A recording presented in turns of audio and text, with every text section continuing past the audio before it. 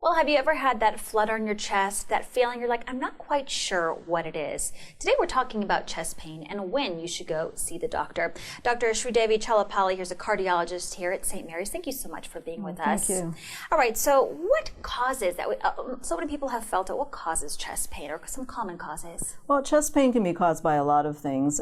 First off, it can be a muscle issue. It can be a symptom of real chest pain, can be heart disease.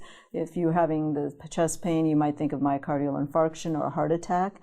And the other option is pulmonary embolus, which is a blood clot to the lung. So there's lots of various different things that can cause chest pain, and it's very hard to delineate unless we actually take a better, closer look. Part of it, of course, is knowing what your symptoms are, and that can tell you when to call the doctor as well. Talk to us a little bit about symptoms and when you should call. Absolutely. So if you're thinking you're having chest pain, a lot of times the classic chest pain for heart disease would be fullness in the chest, an aching sensation. Sometimes patients will say they feel like they have an elephant sitting on their chest, and it'll go down their arm, up their jaw, and then at times they'll feel that they can't quite catch their breath.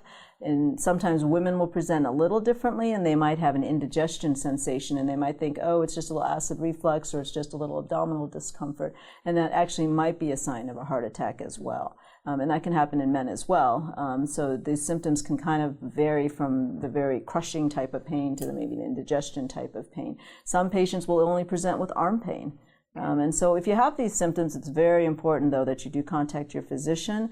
And if you're having a situation where you're having a lot of chest pain, you go to the emergency room if any doubt. Right away. All right, Dr. Challapalli, thank you so much for being with us. A lot of great information. Thank you for having me.